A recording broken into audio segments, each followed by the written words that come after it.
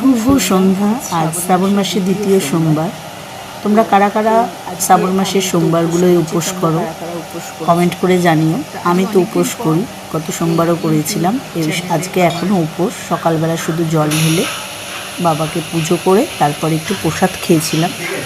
তো যাই হোক, বিয়ের আগে থেকেই সোমবারগুলো মানা হয়, নিরামিষ খাওয়া হয়। তবে শ্রাবণ মাসের সোমবারগুলোয় আর আমি ভাত খাই না।